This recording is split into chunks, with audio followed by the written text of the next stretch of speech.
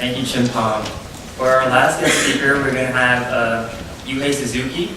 He worked as a staff of Tumugiya, an NPO which was created in response to the 2011 Great East Japan earthquake. Yuhei actually deferred enrollment to Columbia University in 2011, and during that year, he chose to move to Ishinomaki, where he spearheaded two projects, one of which is called OCICA, local deer born accessory shop, and also a food shop called Boppora. These two projects are intended to first stimulate job creation in the local communities, and collaborating with various different groups such as women, designers, architects, and photographers, all with the goal of rebuilding a community. So please help me welcome Yuhei Suzuki.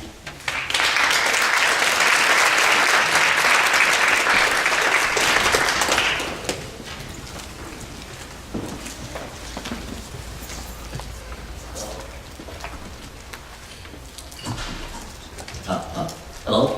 Thank you all for coming today, and thank you all for staying for long hours. So before starting my presentation, if you feel a little tired, let's do stretch your body to be relaxed. And also I need to be relaxed as well. And also now we are on the final stage of our speech before the reception. So I guess you are a little hungry and waiting for Japanese food for the reception. Aren't you? No problem? Okay, it's fine. But I'm hungry. Anyway, so please give me 15 more minutes before starting our dialogue and reception. So let me start my speech with a photo that may stimulate your appetite. This is a photo of bento lunchbox in Japan. Okay, let's have a quiz with this. Who made this? Please guess. Who made it? Any idea? Please. Your girlfriend. My girlfriend? I hope so. Okay. So this is made by local mothers there. They are living in a village named Ayukawahama in Oshika Peninsula in Ishinomaki City, northern east of Japan. And this is a food store named as Boppora Shokudo. And so they are local mothers who work here and sell bento box as their jobs. And she's not my girlfriend. She's a staff of my organization, tumugiya, and they are student internships. So this store opened July 2012, and that means it is a newly built store after the disaster. At the area where the most of the building, including food store, have been destroyed. Okay, one more please. And this is also a picture of local mothers living in a village named Makinohama in Oshika Peninsula too. So what are they doing? How do you think? Cooking? No. So they are making accessories. And what do you think is they are using as a material for this accessory making for? This tiny white piece. This is not a plastic. Okay, let's go. So first they blasting these white pieces with sandpaper, and then she is sweeping these white pieces by electric saw to loop clean around this white piece. And this is about 2.5 centimeters over 1 inch in the diameter. So it's really small. And now you can see the completed accessory named as Oshika. This is a necklace in the motif of dream catchers and amulet by Native American. And this tiny white piece is deer horn. And this is also common resource in Oshika Peninsula. And also this thin string is a fishnet. Also local common resource used to restore larger fishnet for fishing. Using such motifs and local resources, local women made these accessories, playing for rebuilding of their community and disaster areas, and also praying for realization of their happiness and dreams coming true, not only for them, but also for people who buy and wear. So as you see, both of the service Boppora Shokudo and product Oshika are run by local women group in a fisherman village in Oshika Peninsula. So, in Ishimaki City. And this is the map. Here is Canada for the goods of Boppora Shokudo product. And this is Makimahara, also small gauge for Oshika product. And Oshika Peninsula is a typical rural area in Ishimaki City and damaged severely by tsunami and earthquake. So, why did we start this project and why did we start with women? One of the reasons is the problem of job loss. Most of the facilities have been destroyed by the tsunami and earthquake. And generally, wives of fishermen in Oshika Peninsula used to work at home facility by doing seafood processing, like packing seaweed or shelling oysters. Relatively, earlier than women, men could restart working through temporary employment by the government, like cleaning the ferries, or restarting their fishing again by buying or restoring their ships. But for women, it took longer time to have a place to work again. One more thing. This is a photo of temporary housing. So their living conditions significantly changed. Those who lost their housing had to move to temporary housing. So staying at this small temporary housing without going out to work or chat with friends must be lonely. On the other hand, there are those whose housings were saved from tsunami. It may sound fortunate, but it was the same in the point that they had been apart from friends who had moved to temporary housing. So, in addition to job loss, there were the problems of disparities and disconnections of residents in community. Losing one's own role and relationship with others in society will lead to losing sense of living or self-esteem. That cannot be solved only by donation of money or food. To deal with these problems, we work with local women, including also people living in temporary housing or with their original housing state, and across various generations, from 30 years old to 70 years old. And he is Yuhei Suzuki, our representative of my organization in this case. And they are local women, and they always look this eccentric design. And they told us that we want to work by ourselves, not just being helped by others, who were not just receiving donations. So to know such their passion and energy, we started dialogue with them and started to think about what we can do.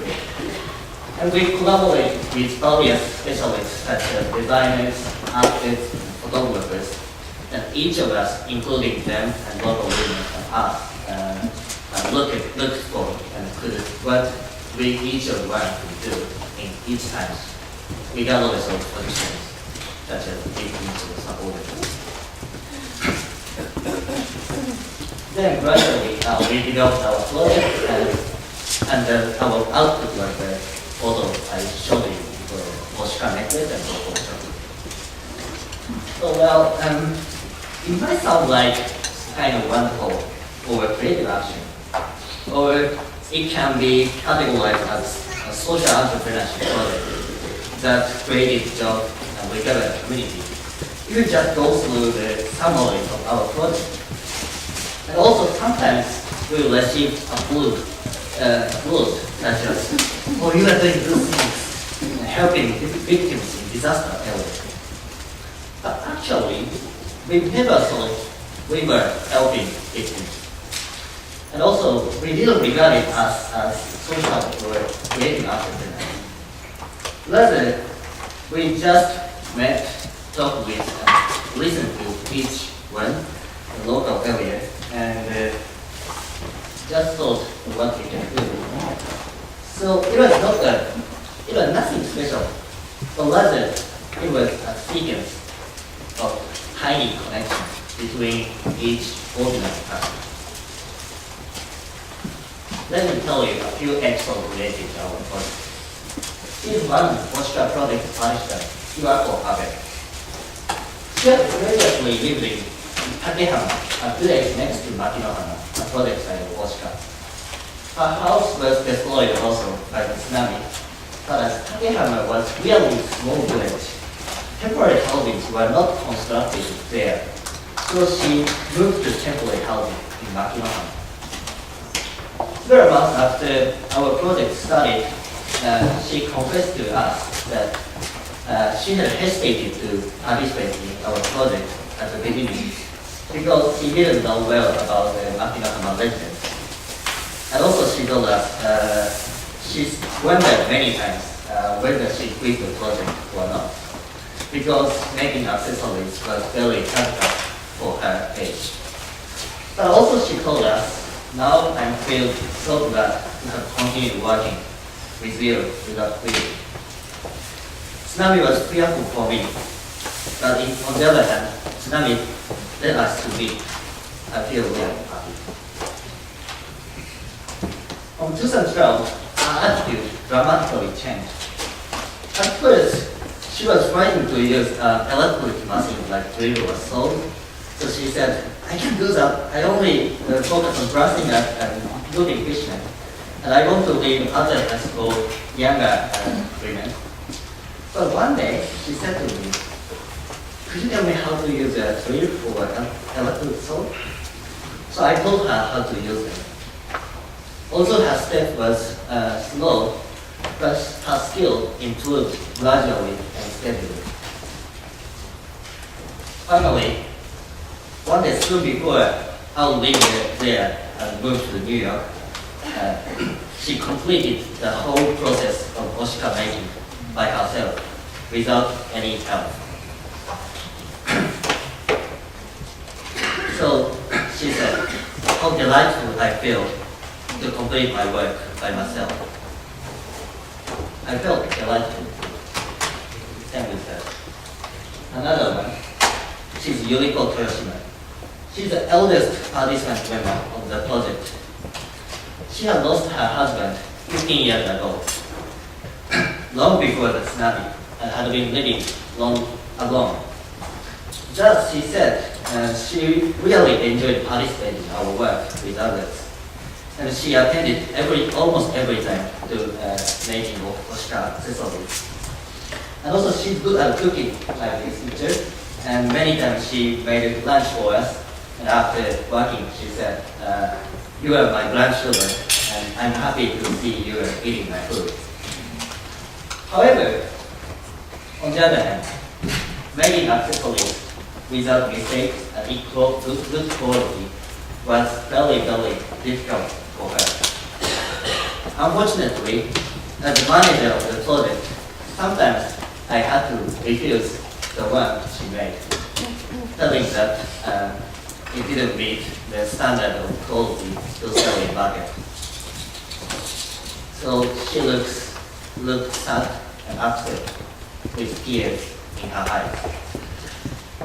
I'll remember one time after such denial, she didn't talk to me and she didn't communicate with me. So for her, participating in this project was a cycle of ambivalent feelings of joy and sadness. Nevertheless, over that is why the Oshika project may be precious for her. She says this is a reason to live for. So, as you see now, our days were not filled with only one aspect, neither dramatic success nor tragic or pitiful hardship. But each of us struggled with daily challenges and enjoyed having such times with others. Finally, let me tell you about one more person who has been empowered most from the project. It was me. It was farthest from fancy word or titles such as creative action or community organizing. As Kenny introduced me, I got an offer from PA Columbia for graduate study in March 2011, the same month of the disaster. But I deferred my enrollment to Columbia in order to live and work in Ishinomaki and Oshika. But it was never a respectable decision. The reason of my delay was just I didn't manage my life. Just I didn't have courage, passion, motivation, or reason to dedicate myself neither to volunteer works at Northern East of Japan or study at Columbia. For the past few months from April 2011, soon after the disaster, I shuttled between Tokyo and Northern East area several times per month. But both of volunteer works or preparation for larger study were half-hearted. I feel really ashamed and disrespect myself on that time. One day, Yuichi invited me to work with him and move to Oshika, and I said yes. But it was not purely for rebuilding of disaster area, but rather only for myself to escape from these halfway days and change myself anyway. Sorry for telling you that my really small, silly, personal story. But I don't know a way to deliver you my message apart from my own feeling and explore. As you see, all of us project members, including Kiwako, Yuriko, and me, was an imperfect, small individual. But that's why we could sincerely and persistently communicate with each other and work together beyond the difference of each one's strengths and weakness and personality and background. In that sense, any dichotomy that divides us into two categories, such as victims or supporters, locals or outsiders, youth or elders, Japan and US. Even though I moved to Ishinomaki because of my silly, disrespectful reasons, they warmly accepted me as an individual. Now, through living and working with them, I felt I was being helped and empowered by them, and at the same time, I felt I was doing something for them, although I was the youngest person and outsider from Ishinomaki. Then, now I stand here in front of you. As I told you, I'm just an ordinary young person, not a representative of Japan or disaster area, not a social or creative entrepreneur. I am just an individual person, and I do only talk with my own words. But curiously, while speaking here as an individual, I do feel at the same time, this is not my work, this is not my life. Who makes me speak here is each person in Japan who empowered me and sent me to New York. And each of you here in New York, listening to me and looking at me. Now I feel I'm connected with you in New York and them in Japan. Thus, here is the point to go beyond the borders. We don't need any fantastic special tool or magic to make connections. We just need to start from sharing each other's feelings. Now I have told you my own story, then I want to listen to your story. Let us have further dialogue to read the next chapter of our story that will connect New York and Tohoku, Japan. Thank you.